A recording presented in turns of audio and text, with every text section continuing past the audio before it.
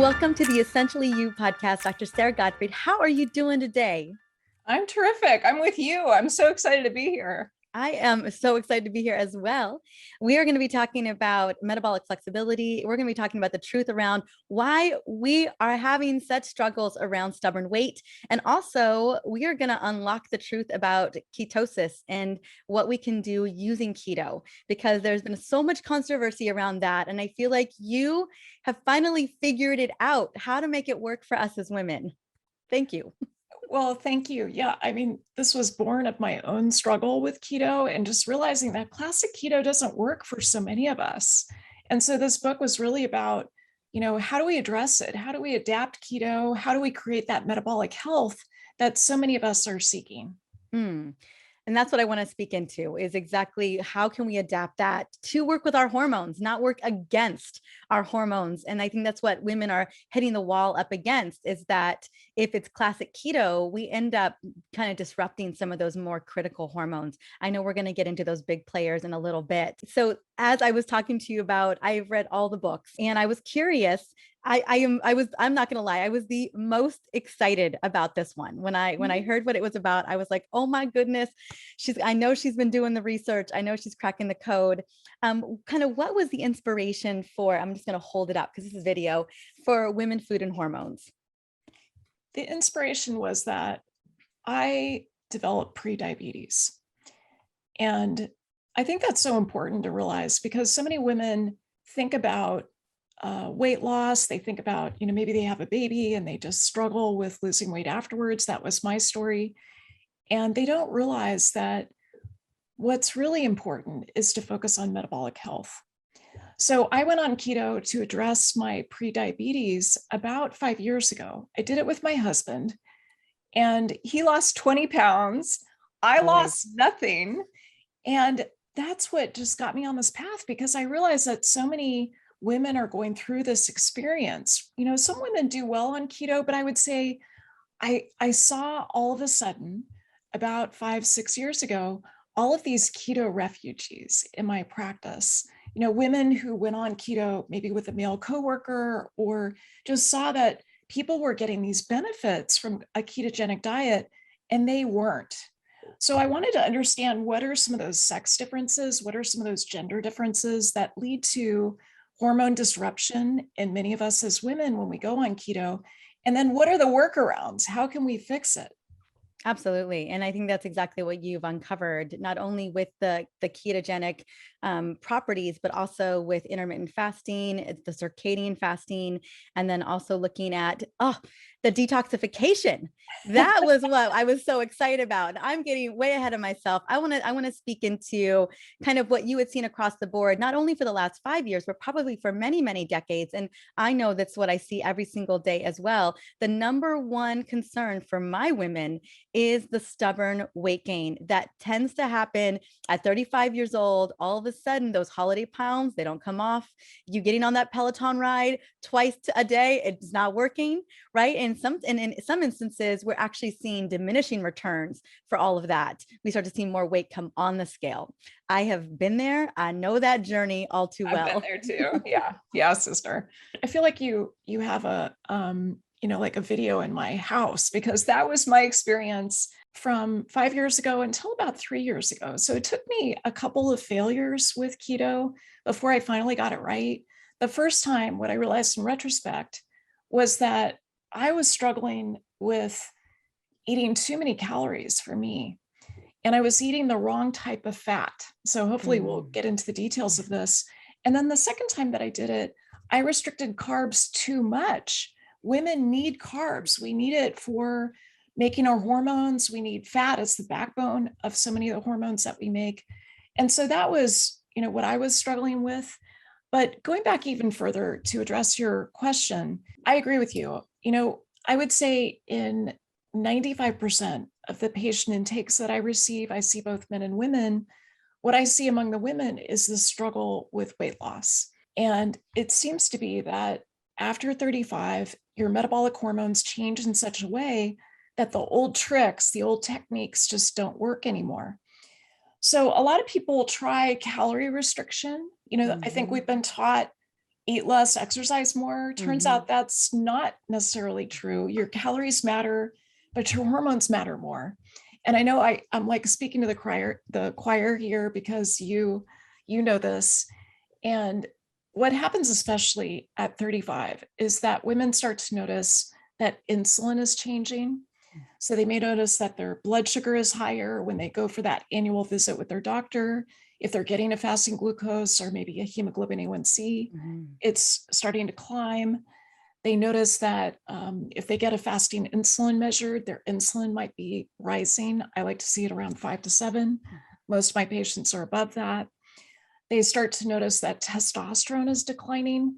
And it's that, testosterone is that yummy hormone that we think of as a male hormone, but the truth is, it is the most abundant hormone that women have. It's responsible for confidence and agency and risk taking. Even though we think of it as a male hormone, women are exquisitely sensitive to it. So, yes, we have 10 to 20 times less than men. But if you're someone like me, who I'm just going to get a little quieter here, when I was in my 30s, I had 2 kids. I was working in medicine. I was seeing 30 to 40 patients a day. And I was stressed. I was so Mhm. stressed. And I went to my doctor. I couldn't lose weight after either of my babies. And I kind of laid out, my list of woes. And he was just like, well, you got to exercise more and eat less. And why don't you take an antidepressant? And how about a birth control pill? Sounds about right to me. Right. And I just realized, oh my gosh, this is where it's all going wrong. And millions of women are being told this very same thing. And it's not the right advice. So 35 to 40 is where things start to change. Another thing that happens for women in their 40s is that estrogen begins to decline in the second half of perimenopause. I know you know this. And estrogen is an appetite suppressant. It's got 400 jobs in the body. And when your appetite starts to climb in perimenopause, you might be eating more. You might be craving more carbohydrates, especially if you're stressed and that cortisol is high and it's driving you to eat sugar, to feel like sugar is soothing. It raises serotonin. So we sometimes get into that addictive loop. The other thing that changes is growth hormone. And a lot of folks don't realize that women make more growth hormone until we go through perimenopause and menopause, and then it declines precipitously. And it can lead to more belly fat. It can lead to problems with your glucose. So I know this is somewhat complicated, but we want to be eating in a way that addresses these hormones. And I love your work so much because you talk about how food regulates your hormones. And every day we get to make these choices to either balance our hormones or to make them out of whack and not work for us and lead to more belly fat, more fat gain, some of these things that most of us don't want. But what I want women to especially hear is that I don't want women to focus on getting thinner or Mm-mm. to be excessively obedient. The focus, I think, should be on metabolic health. Like, how do we get that metabolism, the biochemical reactions in the body that drive, it's the engine behind our mission? How do we empower women to make those choices so that the metabolism is on point and it's allowing us to make all these changes in the world that we want to manifest? Mm, amen to that. That is what I'm talking about. Is literally my mission. We are definitely soul sisters on that mission. And you speak into, kind of what was working for us in our 20s. And I'll be honest with you, I don't necessarily know if it was really working for us in our 20s either. True. But let's just say we got away with it in our 20s. We could binge on the alcohol and somehow rebound the next day. And I do want to touch upon alcohol as well, because you and I both feel very, very passionate about that. But then, as our body starts to change and pivot, and we didn't have that metabolic flexibility because we never knew that we needed to have that level of metabolic flexibility. We start to lose declining testosterone, declining estrogen, our stress resilience hormone, progesterone. She's waving us goodbye from the distance, right? She's and then we start to see the estrogen, probably the kind of the last ditch hope of maintaining some insulin sensitivity. And then it feels like the wheels do fall off. And I feel like a lot of that foundation was that we didn't pivot and create that metabolic flexibility. So then when our hormones began to shift too, it all just kind of just falls apart. It feels like it does. And so would I want to talk about metabolic flexibility, and I wanted to see kind of where you kind of gauge the importance of that for us, especially as we pivot into our 30s, 40s and beyond. I love how you frame it as a pivot, because the truth is, this is a choice. Yeah. You can either go down that path of your hormones not working for you, the insulin rising, the growth hormone dropping, testosterone dropping, progesterone, estrogen dropping, and, kind of deal with the consequences. What mainstream medicine does is it treats those symptoms. So it masks the symptoms with Xanax, with antidepressant, with the birth control pill, instead of going to the root cause. Mm-hmm. So, as you said, metabolic flexibility is really the name of the game. Mm-hmm. And we're designed genetically, from thousands and thousands of years ago, to be able to flip the switch back and forth between burning carbs and burning fat, depending on the type of fuel that's available. So we're designed to do this. What happens for many of us, and I'm totally guilty of this myself, I was that woman in the 20s that you were describing who would binge on alcohol occasionally, and I would get away with it. I would binge on carbs. I especially loved chocolate chip cookies and, croissants, things like that. And what was happening for me was that I was getting stuck in burning those carbs. So instead of toggling my switch back and forth between burning fat and burning carbs or glucose, I was stuck in that position of just burning carbs, because that's mostly what I ate. I was in my 20s through my medical training. I was in medical school, then 4 years of residency, and then in practice. And, most of the time I was at hospital cafeterias where carbs are kind of the name of the game. So I really struggled with metabolic flexibility. And I realized, when I saw that doctor in my 30s, and he wrote on his whiteboard, exercise more plus eat less equals thinner Sara, I left his office and I went to the lab and I scienced myself, which I think a lot of us do, especially clinicians who find that Western medicine is failing them. Mm-hmm. And I realized I ran a panel of hormones and I saw, oh my gosh, my cortisol is 3 times what it should be. My insulin was super high. It was in the 20s, my fasting insulin. My glucose was about 105. So it was in the pre-diabetes range. And I'm sharing this with you, not because I want you to know my story necessarily, but because I see this all the time in my practice, right? I'm sure you do too. And I want women to know, I want men to know this too. What is your fasting glucose? Like, what's happening when you eat a sweet potato or an apple or walnuts? What is providing that metabolic flexibility that we need as the engine behind our mission? So powerful. I want to pivot just a little bit. We're talking about pivoting hormones. I would love to pivot. I think a lot of us, we do that annual check. We maybe we get the hemoglobin A1C. We usually got to ask for it.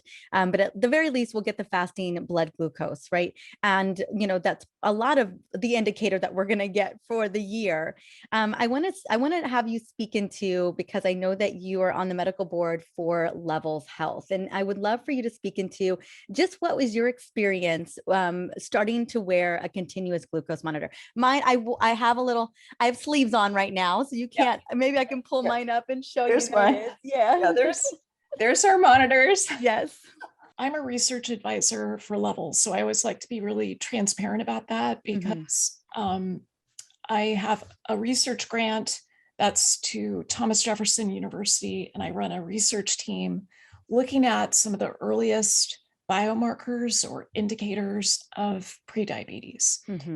So what we know is that what happens for so many of us, what happened for me in my 30s, there's kind of normal glucose metabolism. And that's where your fasting glucose is ideally around 65 to 85. Now, mainstream medicine says that normal glucose is 70 to 99, but that is not optimal. I don't want to be average. I want to be optimal. And I want that for our listeners and viewers to really think about, okay, what's normal in terms of mainstream medicine versus what's optimal. So once your glucose starts to rise above 85, your fasting glucose, once it gets to 90, 95, 99, 105, like me, what that means is that your insulin is working harder and harder and harder to try to drive glucose inside cells. In fact, we know that glucose changes are relatively late in this process. So the disease process goes from normal glucose function to pre-disease, which is what prediabetes is, to disease, such as type 2 diabetes. And what we want to do, I practice precision medicine, we want to intervene as early as possible in that process. So you asked about levels, you asked about my work as a research advisor. What we're doing is we're doing a systematic review and meta-analysis of these early biomarkers. Mm-hmm. So before someone gets diagnosed with type 2 diabetes, as an example, there's usually a 13-year period where insulin is changing. So not necessarily fasting insulin. What changes first is what's called postprandial insulin. Mm-hmm. So that's your insulin level an hour or 2 hours after a meal. So that's what we're looking at in this research grant. We're looking at what else can predict these changes that occur a decade or longer before you end up with a fasting glucose that's elevated. Adiponectin, measures of inflammation like high sensitivity C-reactive protein. Mm-hmm. There's some genes that can predict you having a problem with glucose and insulin. In fact, there's dozens and dozens, like hundreds of them. There's also gene-gene interactions. There's adiponectin, another hormone that is really important in terms of glucose metabolism. So my work with levels is really looking at prediabetes and how do we help people as early as possible and as effectively as possible, not with, the latest pharmaceutical, although sometimes that's called for, but starting first with food. Yes, absolutely. How do we use food and lifestyle and sleep, stress, the way that you exercise, the way that you dispose of glucose? How do we affect those things first to help people be as metabolically flexible as possible? I love that because that's such a great segue in. And I just want to speak into following you on Instagram and seeing your metabolic scores 99, 98, 95. I'm like, look at this woman totally practicing what she preaches. So I just wanted to just celebrate you. Every time I see a score, I see your 90%, 99% score. I'm just like, woo, woo. Well, I so appreciate that. But also, let me just say that I've been going through this book launch for Women, Food, and Hormones, and I had a lot of days of flying to New York and taking a red eye and then getting up at 3:00 in the morning to be on the Today Show. And my metabolic score was not 99 on those days because every time I'm on TV, I get excited. I don't feel stressed, but my glucose goes up because I know that my cortisol is higher. When I take a red eye and I don't sleep in my own bed, and get 2 hours of deep sleep and 8 hours of total sleep, my insulin is worse the next day. So I just want to cast a wide net that you got to start somewhere. And when I first started with continuous glucose monitoring about 3 years ago, my scores were not so good. And there's a period of discovery. What's so great about continuous glucose monitoring, it's one of many wearables that I use in precision medicine, is that it allows you to personalize the way that you eat. I was surprised to find that so many foods that we think of as healthy, like apples and sweet potatoes and even chickpeas, were spiking my glucose up to diabetic levels. Grapes, all of these Grapes. Oh, things, grapes. It's right? no. Even Yeah. sweet potatoes, these things that you don't think about. Yeah, it's important to realize that, the way that you respond, Mariza, to food is different from the way that I respond. It's dependent on so many different factors, from stress and exercise hormones to the microbiome. And, do you have too many of those Homer Simpson type of bacteria that are just going to make you spike? Do you have not enough of the Akkermansia that help you with glucose metabolism and also help you with leaky gut, with maintenance of the gut lining? And so there's all this individual response, this bio-individuality that we want to tap into, because ultimately the goal is, how do we personalize the best diet for you? And I'm really food agnostic about that. I've got cases in my book who are 100% plant-based, and that's actually one of the most proven diets to help with glucose and help with insulin. No processed food, 100% plant-based. But this is where personalization becomes important, because I have a history of an eating disorder. And so when I go 100% plant-based, I actually have increased hunger, and it causes problems for me. I end up eating too much. And so keto is a much better fit for me, at least the clean keto version that I have in the book, because it allows me to produce those ketones from burning fat, and that keeps me satisfied.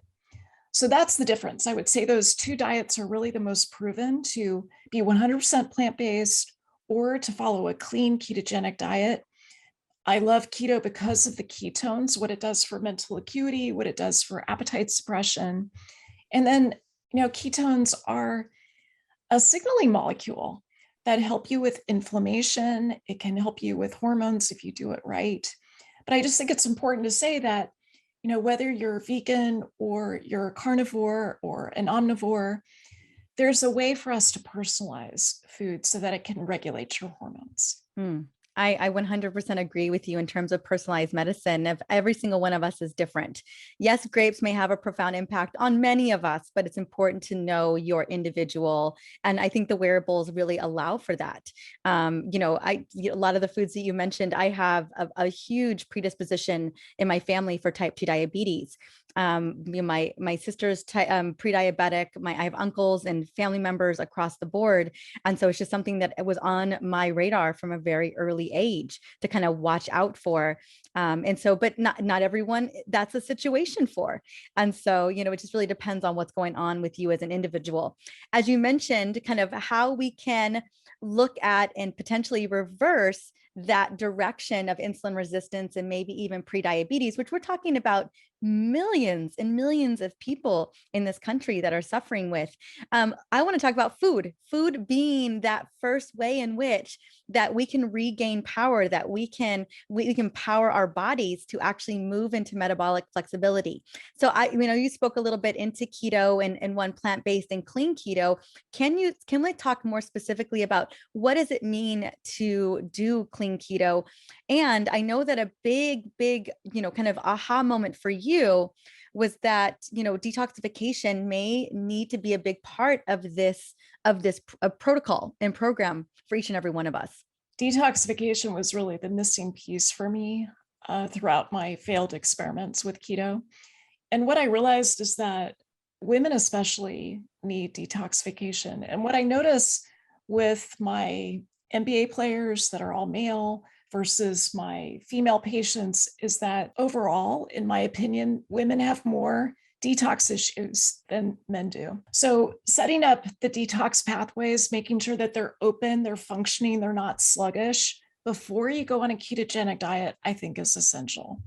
So what does that mean? It means that you're pooping every single day, and not just like a little bit, but you feel like you are completely evacuating. You have that feeling of, like the angels are singing when you finish. I want that every morning for my patients. If your transit time is slower, if you're constipated, what I find is that keto doesn't work as well, because it's such an important part of detoxification, especially when it comes to estrogen balance.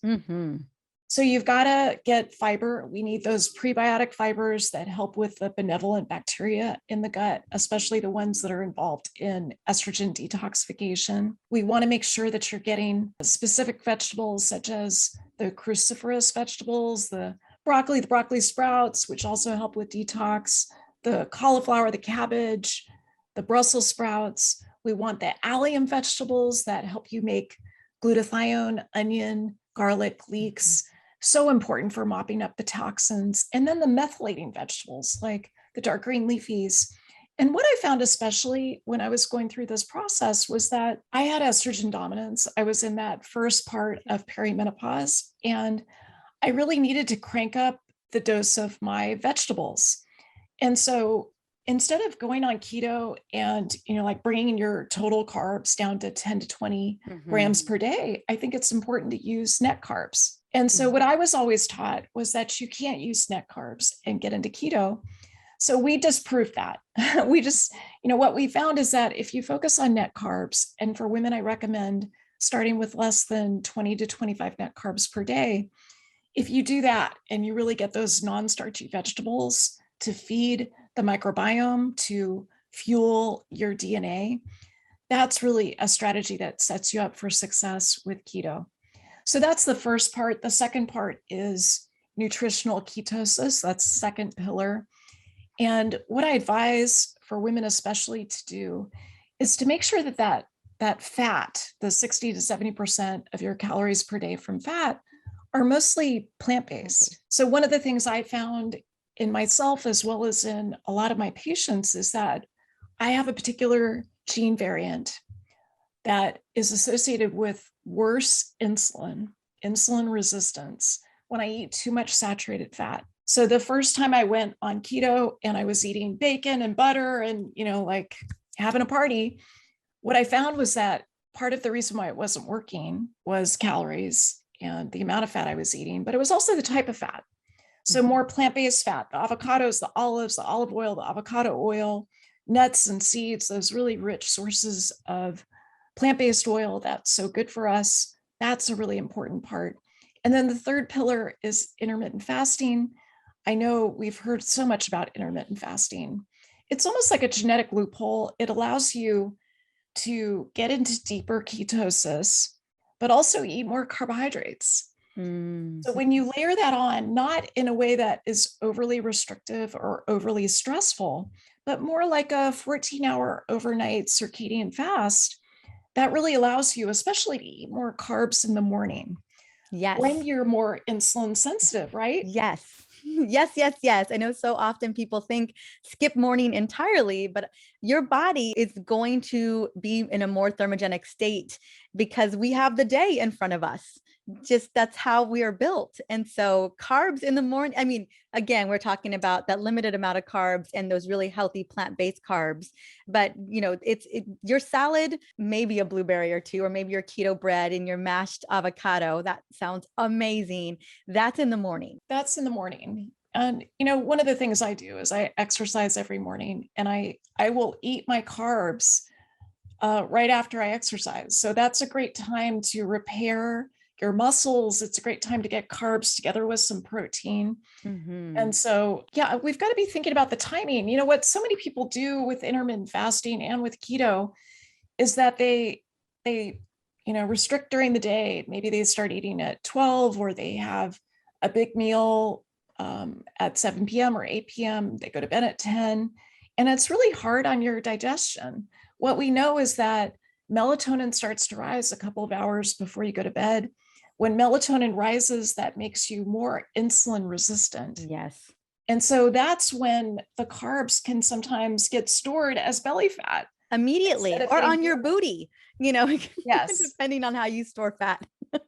Yes. And that changes. So, for so many of us after 40 who are going through perimenopause, the distribution of fat changes as insulin and estrogen change. And it leads to less fat getting stored at your booty, less fat getting More stored belly. at your breast and your hips, more fat stored at your belly, where it's not just an issue of vanity, it's actually metabolically working against you. I agree. I'm so glad you're speaking into this. I was just speaking on to, measuring my blood glucose and my metabolic score. I will go into the evening at a 98%. And if I am not super clean about dinner, keeping it more on the keto side, girl, my it'll drop to like an 82. And so for me, and I know everyone's a little bit different, but come 5 p.m. I become much more insulin resistant. And so we try to eat much earlier. And I would love for you to speak into kind of that time between that last meal and going to bed, because we really want to support the brain's ability to clean up shop as well. And so these are all the things that I take into consideration, and I educate about, is that, we just naturally, understandably so, due to circadian rhythms, we're more insulin resistant at night. And we also want to make sure that our brain and our body can do natural detoxification processing at night, as if there's a long enough time between our last meal and when we go to bed. I think all these things are super critical and important. But I think where we sometimes get intermittent fasting wrong is that, we have these big meals at lunch and at dinner, and maybe we have it with the wine and we have that little tiny dessert, and your body doesn't know what to do with it except to store it. And we end up not seeing the results we're looking for. Well, you're speaking of something so important, which is to work with the innate intelligence of the body. Mm-hmm. Because we know that since we get more insulin resistant at night, we know that you've got to eat in a way that fits with the rhythms of the body.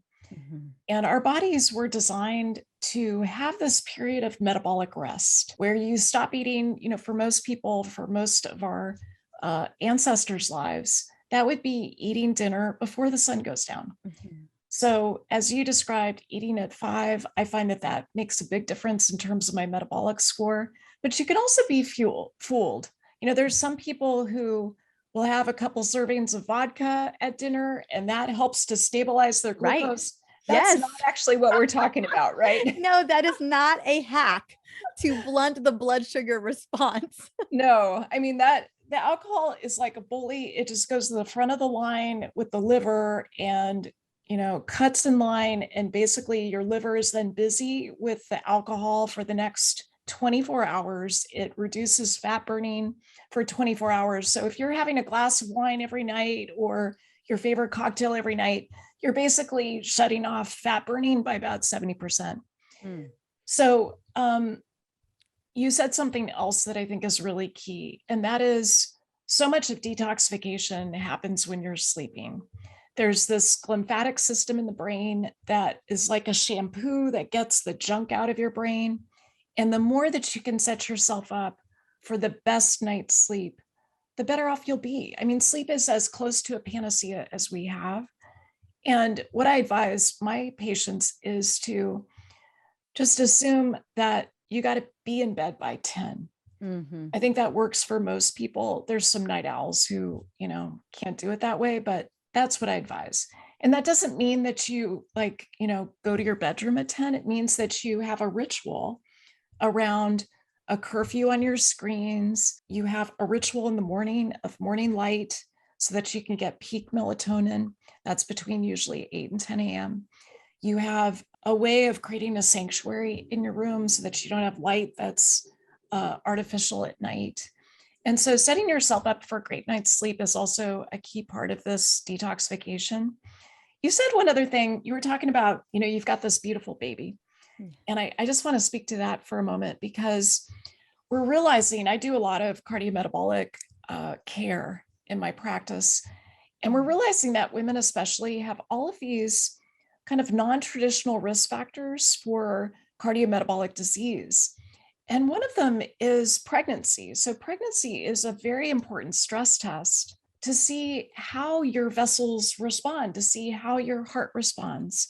The cardiac output increases dramatically during pregnancy by about 50%. And some people don't do so well with that stress test. In my own experience, what I found was that my glucose test, so we usually do a glucose test around 27 to 28 weeks because pregnancy can induce insulin resistance. Mm-hmm. My glucose test was right at the borderline. So my cutoff when I was having kids, my kids are now teenagers, was 135 and my score was 134. So this was a sign back when I was 31 years old that I was having problems with glucose and insulin, and I didn't even notice it. And all my doctor said was, don't drink juice. Yeah, don't drink juice. You're fine. We don't have to do the next level of testing here.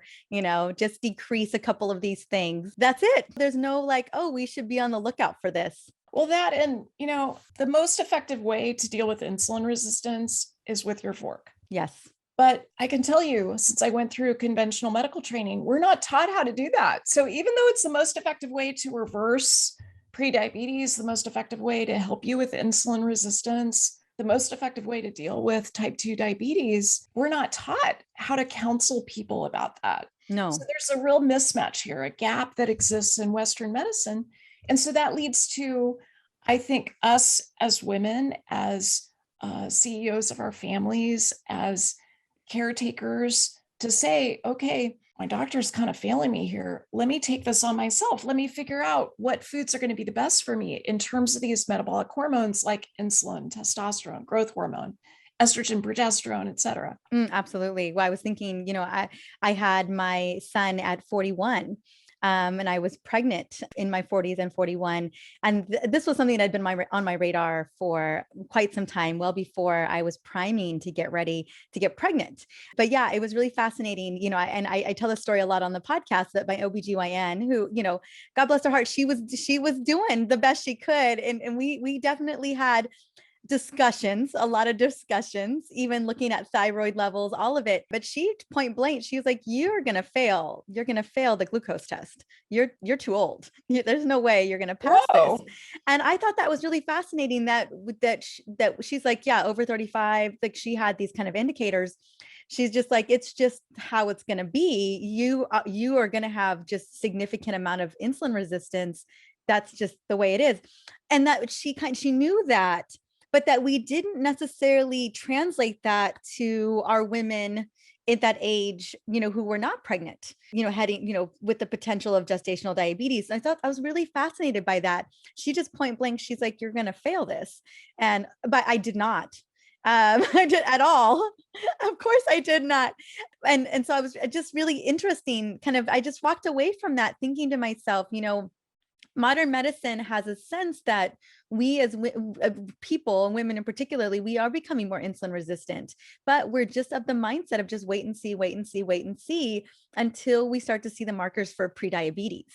Then I feel like then it is the calorie restriction recommendation of eat less and get on your bike more. That's kind of what, Sarah, go do that, from your doctor. That's what we're given. And not much else around that conversation. Such an important point. This idea of wait and see, see what happens with your fasting glucose. Oh, look, it's starting to rise. The great thing about your podcast is that you have this opportunity to educate women so that they are not putting up with that, because it's not an effective strategy. I feel like I go to so few parties nowadays with the pandemic still occurring. But back when we used to go to parties, I used to ask people, hey, what's your fasting glucose? That was like my conversation opener. I love that. I love that you asked that question. It's like a total nerd alert. But it's so good. Well, I want people to know, because what happens? Are you asking me? Mine's 70. Fantastic. I love it. Mine was 75 this morning. So yeah. Amazing. Yeah. 70s is the ideal fasting glucose for your cardiometabolic health. And so I want people to know about this. My husband, for instance, on his iPhone, he knows our net worth, like minute to minute, like he's watching the market. He's like watching our retirement accounts. And yet, until he met me, he wasn't tracking things like fasting glucose or, what's happening with his A1C. And I think they're equally important. I mean, who cares? If you've got a bunch of money and at 65 or 70, you are struggling with severe brain fog. You're struggling with fatigue, in the morning, not just at 2 o'clock or 3 o'clock in the afternoon. You're seeing major predictors for cardiovascular disease and maybe memory loss. I mean, those are important. What's the point of having all this money to travel if you don't have the energy to do so? Yeah, I really want people to pay attention to that. And it's, it's so interesting to hear the story of your OBGYN. Bless her. Yes. But, there's a way that we get gaslit. And, like so many of us, myself included, go to our doctors and say, listen, I can't lose this weight. And I'm really struggling. Like I'm exercising regularly. I feel like I'm eating a healthy diet. It's just not working. Can we check my hormones? And often those people are told, well, your hormones vary too much. We don't measure fasting insulin. We don't measure testosterone unless you want to get pregnant. in which case we'll Yeah. measure all of them. I mean, fertility, we love that, but otherwise we don't have any interest. Well, it's a double standard, isn't Mhm. it? It's a Mhm. double standard. And so I think it's important to realize that if you're struggling with your weight, check your hormones, at least do the questionnaires that are in my book that I ask all of my patients that tell me about metabolic hormones, tell me about testosterone, tell me about growth hormone, these other hormones that are so important for your metabolic health. So start there.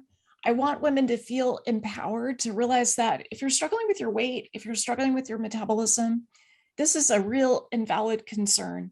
Don't let some doctor dismiss you or say, oh, you're just getting older. It's just how things are. No, like let's figure out how to support you, how to get you the food that really helps you with your hormones, that helps you regulate insulin and all these other hormones that we've been talking about today, because the power really is within your reach. I agree. And I think that this is the big message here is that most likely that's what we're going to get. And that's a lot of what has been trained. They just, I wouldn't say that your primary care practitioner is a hormone expert. It's just not what they're looking for, or even worth, they maybe not even feel like it's worth considering. And so I think a big message here, and in what I think you lay out so beautifully in this book and really all of your books, it's how we can take control. How, if we're the common denominator for our family, for work, for the household, for everything, we should really be that common denominator for our own health journey as well. And I know sometimes it can feel very daunting to think, well, it stinks to have to do it myself, but you know what? It's there's no one who knows our bodies better than ourselves. And, no one who's going to be able to measure it that way, leveraging precision medicine and looking at that every single day, waking up and checking your blood glucose, looking at your aura ring, looking at where if you're in ketosis or not. I mean, we have a way of measuring all of this every single day and then pivoting based on what we're seeing on the numbers. And so I think for me, I love that I get to have control over this. I love that I get to measure this. And I think really it's a win-win for us. I think it's a reframe that, yes, maybe we can't always rely on the primary doctor to look at all of these nuances, but we get to rely on ourselves. And if there's anyone who has the ability to do so and make the pivots, it's women. That's absolutely true. It's so essential to not feel disempowered around this. And that's what you're speaking to. Don't just assume that your doctor knows best. Don't just assume that your doctor is going to be thinking about your hormones, thinking about your insulin, thinking about all these other metabolic hormones that we've been talking about. Because the truth is, we don't get enough education about hormones when we go through our training. And there's a bias, just as we were describing, there's a bias around taking care of women who struggle with fertility.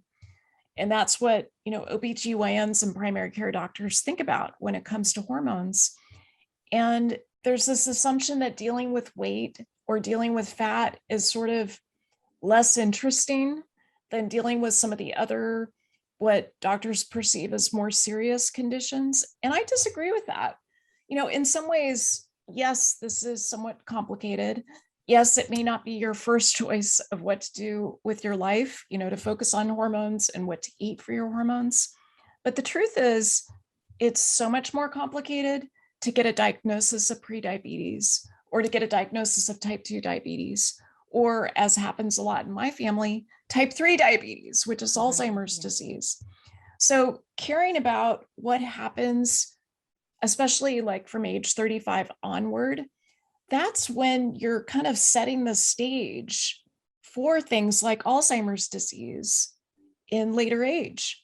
Alzheimer's disease is a disease of middle age. It is a disease from 40 to 65 where things start to change like glucose and insulin, and then leads to this really scary diagnosis many years down the road. So the time to do something about it is not when you're 72 and diagnosed, but it's right now, to wrangle that insulin, to wrangle these other hormones that are so essential.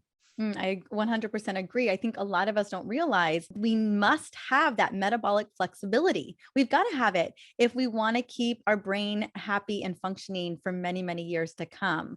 That this is the start. I think about when we think about system-wide inflammation, whether it's cardiovascular inflammation, or maybe it's PCOS, or maybe it's brain fog, which is inflammation of the brain. I feel like so much of this is being driven by a lack of metabolic flexibility. This is an issue of a poor metabolic problems that we're having, and potentially some gut issues as well. But that's what I'm seeing, and it's so easy that we can kind of just brush it aside. Like you said, the gaslighting that's happening as just, oh, just, eat a little bit less, exercise a little bit more. But there's so much more at stake that we don't recognize, that we've got to be mindful of. And I think you do a great job of really articulating that, not only in this book, in other books that you've written as well, especially the last book on brain function. Like, what do we do to avoid that level of inflammation? How do we turn back the tide early in our 30s and 40s, so that in our 60s, 70s, and 80s, we're able to actually function? I feel like this ties so beautifully into that conversation. I appreciate that. Yeah, it's, another thing about metabolic flexibility. I feel like it's one of those terms that not everyone completely understands. And if that's true for you as you listen to us, that's okay. But as you make choices with food, whether that's to be 100% plant-based or to do this ketogenic diet that I've adapted for women that's in the book, the downstream benefit is that you feel better, your energy's better, you sleep better, you got less inflammation from your gut that goes to your brain, less anxiety and depression as a result of that. You fit into the clothes in your closet. Like, that's another lovely benefit of metabolic flexibility. So I think it's important just to connect those dots to realize that, yes, metabolic flexibility is really the focus here, but it also does help women with some of these goals related to body image and, the health that powers us forward Yes. in terms of the work that we do. Absolutely. I mean, yeah, the first step here is having that health piece, right? So that we can go and do the work in the world that we were meant to do.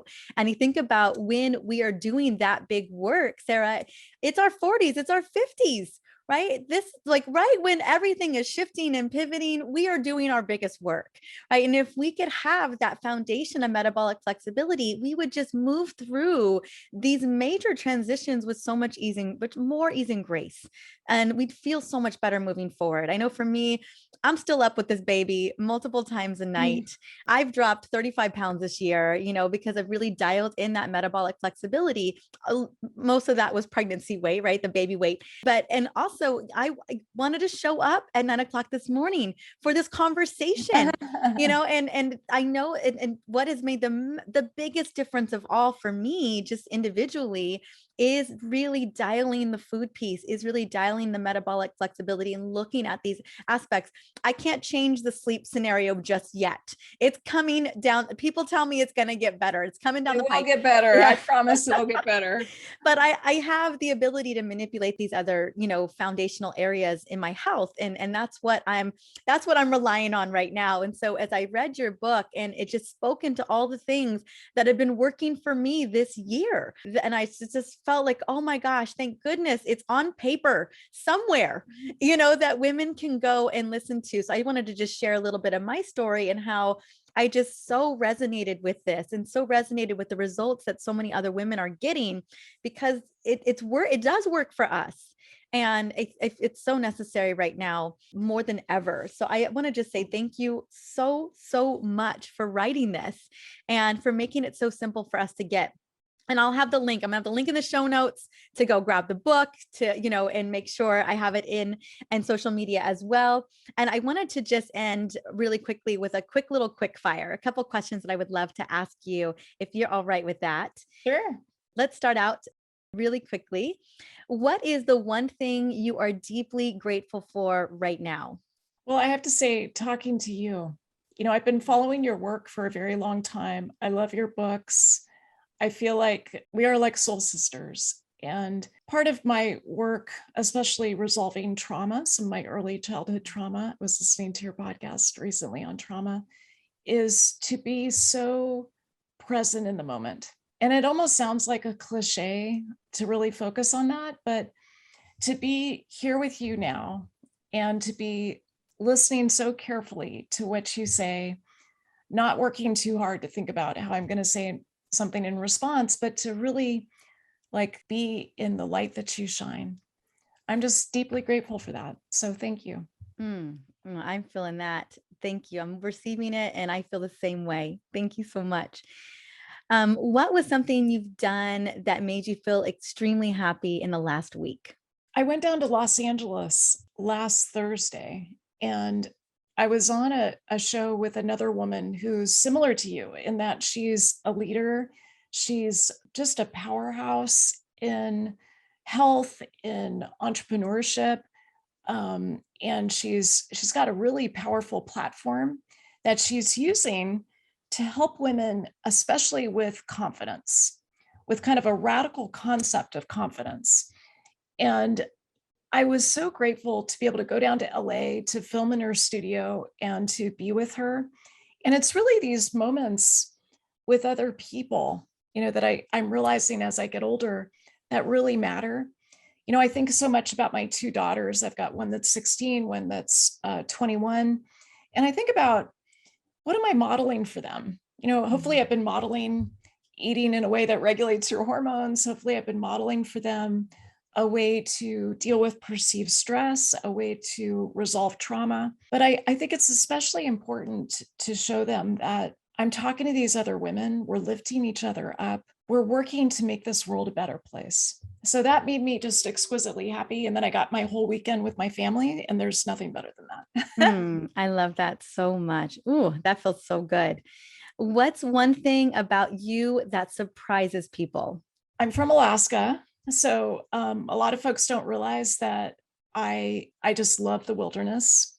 I think that it's such an important part of, we think of body, mind, and spirit, but that leaves out environment. And environment plays such an important role. I fell in love, opened my heart to the wilderness when I lived in Alaska.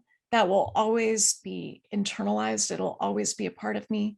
Even though I live in the Bay Area, I still feel like an Alaska girl. Like you could take a girl from Alaska, can't take the Alaska out of the girl. So that's something surprising. Another surprising thing is psychedelics. We'll have to talk about that at another time. Yes. Oh, you're coming back. You are coming back.